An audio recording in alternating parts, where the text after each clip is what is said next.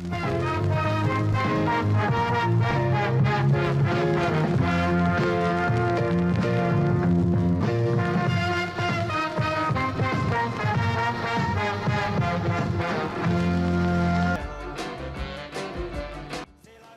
I'm going to be talking about Quentin Tarantino and what makes a Quentin Tarantino movie. I will focus on the following aspects of his filmmaking. For instance, Tarantino uses extreme violence and uses it in two polarized ways: a cruel, sadistic violence and a kind of cathartic, wish-fulfillment kind of violence. Also, he uses unusually lengthy dialogue scenes to heighten the feeling of tension and to make the release of tension feel even better. I will discuss how he uses dialogue to humanize characters and defy stereotypes.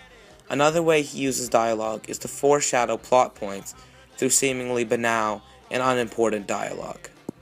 I will also talk about the Tarantino movie universe and what this means to the themes of his filmmaking.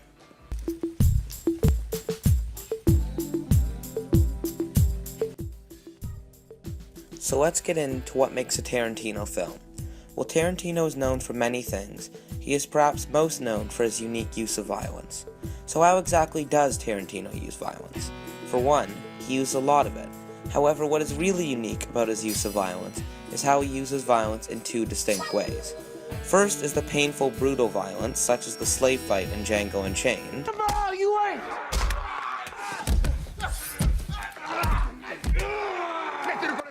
Or the murder of the Jewish family underneath the floorboards in Inglourious Basterds.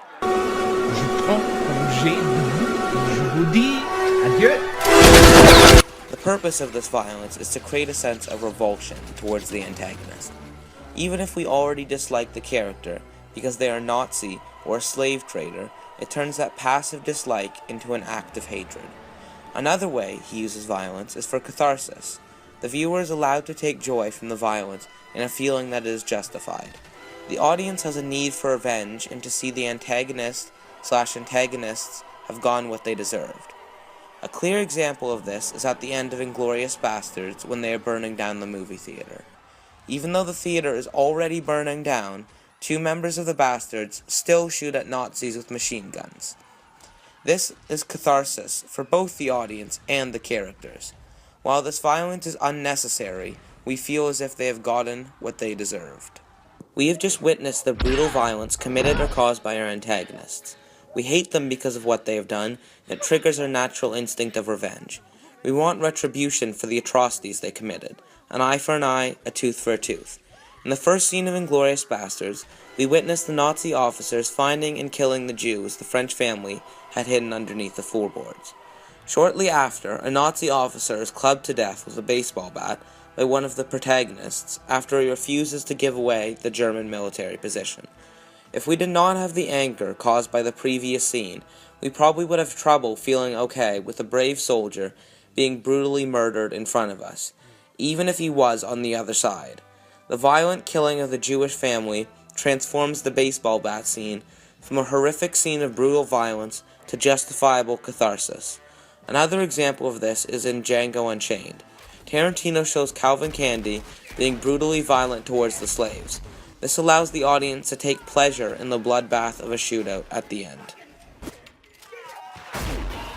Though Tarantino is making ideological points with his use of violence, he still sees violence as entertainment. He's always been a fan of B-movies and often references them in his work. I think that one of Tarantino's goals is to make a movie that combines the fun and excitement that you get in B-movies while not sacrificing the quality of the script. So he uses violence as a form of entertainment in the same way a B-movie would. This allows him to discuss more lofty issues without boring the viewer. Violence is just one of the many things you can do in movies, he said. People ask me, where does all this violence come from in your movies?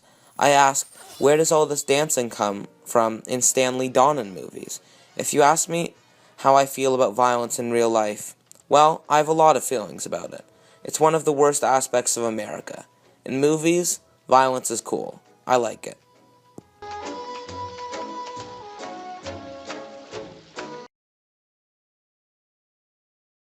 One of the most unique things about Tarantino is his so-called movie universe. Tarantino makes movies that all follow shared sets of rules. To complicate things, he has two universes in his movies. There is his real universe, which has realistic people and characters that are viewed through a Tarantino lens. This contains Pulp Fiction, Reservoir Dogs, Inglourious Basterds, and others. Then there is his movie universe, which contains movies that reference and reflect on B-movies. It is not unusual to see characters from two different movies that resemble each other. However, the connection between his movies goes a lot deeper than this. Within his universes, there are connecting themes and rules that these movies abide to. This establishes a connected universe with a shared rule set. It also deepens the themes shown in each one of his movies.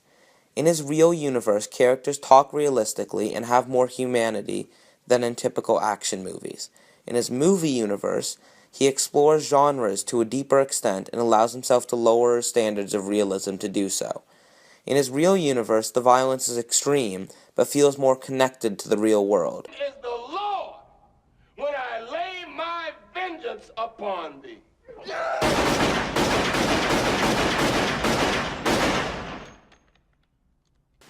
In his movie universe, he is willing to have an unrealistic amount of blood come out of a character if it'll make a cool shot.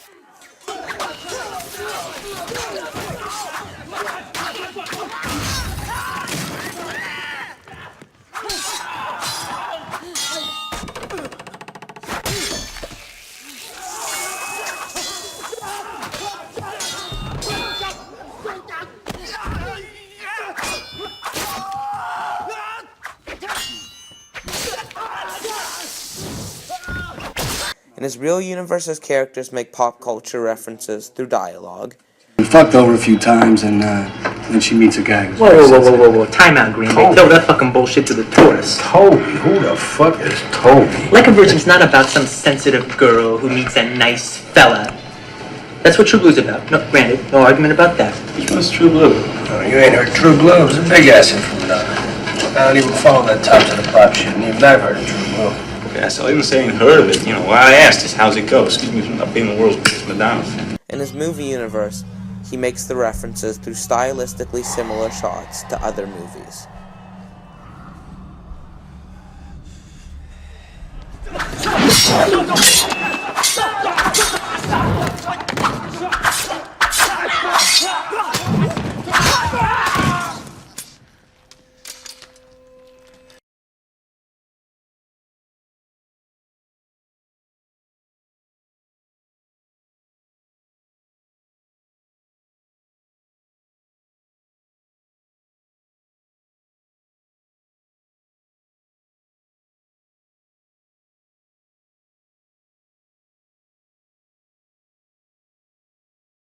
His real universe avoids cliches, while his movie universe explores them.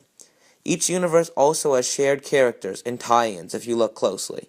An example of this from his real universe is that Vincent Vega from Pulp Fiction is the brother of Vic Vega from Reservoir Dogs. An example of this from his movie universe is that the same sheriff that appears in Kill Bill also appears in Death Proof and From Dusk Till Dawn. These references further establish their connection. Which one is it? It's the one that says bad motherfucker. Another thing you might notice in Tarantino films is long stretches of virtually uninterrupted dialogue. In the previously mentioned scene in Inglourious Basterds, the French man talks to the German officer for around 20 minutes before the bloody climax of the scene. The length of this scene is unorthodox and is not frequently used these days because of how difficult it is to maintain viewers' attention. But this scene is not just build-up for the sake of build-up. The tension comes from a game of cat and mouse between the French farmer and the German officer. We know that he is hiding the Jewish family, and we see Londa get closer to finding this out. As with other scenes, Tarantino structures these longer scenes as long, tense build-ups to a release, violent or otherwise. The longer he can maintain the tension and interest in the conversation, the more explosive the climactic release. This is the essence of the entertainment of Tarantino's movies. Tarantino, in a way, is challenging himself by seeing how long he can build up tension to make the release as satisfying as possible.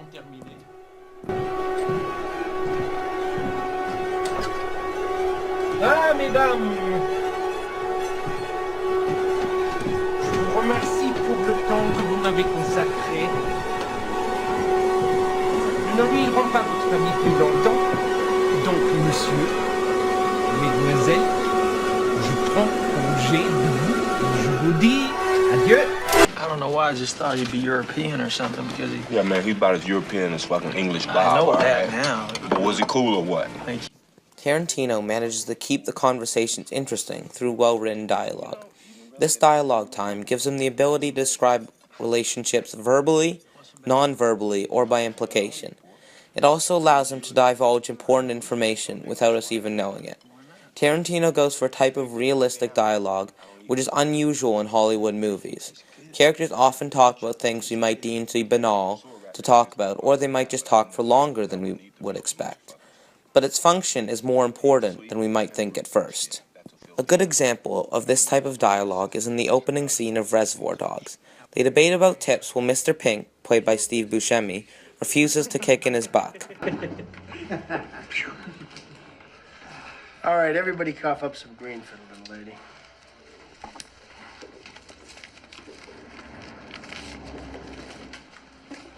Come on, throw in a buck. I don't tip. You don't tip? No, I don't believe in it. You don't believe in tipping? Do you know what these chicks make? They make shit. Don't give me that. She don't make enough money, she can quit.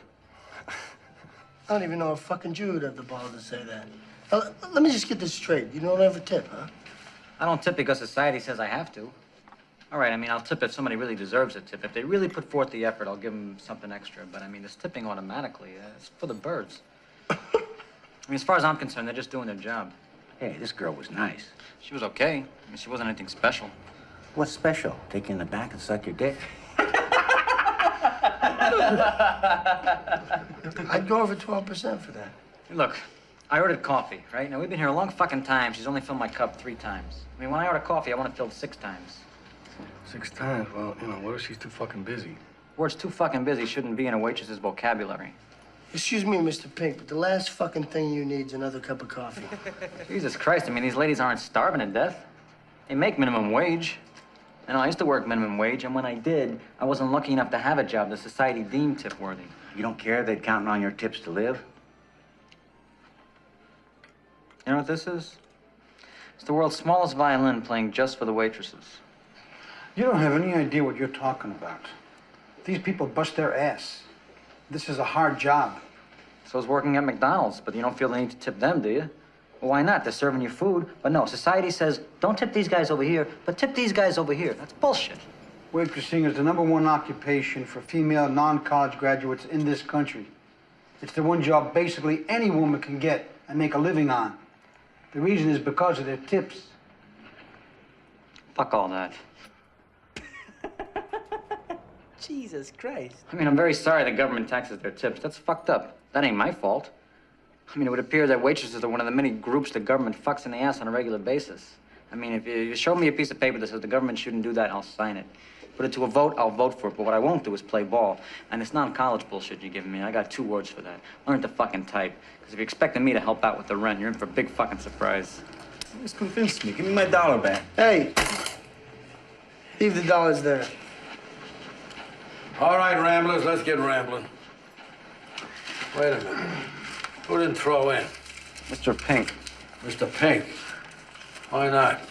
you don't tip. You don't tip? What do you mean you don't tip? You don't believe in it. Shut up. What do you mean you don't believe in it? Come on, you. Cough up a bucket, cheap bastard. What the scene tells us goes far beyond the witty and relatable dialogue. First of all, it is making the point that these gangsters are just as human as the rest of us. Many action movies bring us the stereotype of the superhuman, ultra-badass mobsters, and focus on them acting cool during numerous crime scenes. What Reservoir Dogs does is show us everything else. It is a heist movie without the heist. It is trying to tell us that gangsters are just as human as us. They too have the same weird quirks and the idiosyncrasies that we do. The thing this scene does is to subtly clue us into relationships and power dynamics of the characters. After, when the mob boss character comes back and asks who didn't tip, Mr. Orange rats Mr. Pink out, which is interesting because in the end it turns out that Mr. Orange is a cop that infiltrated their group.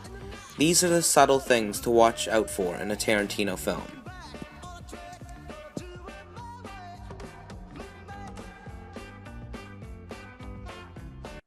Incredibly brutal and gory violence.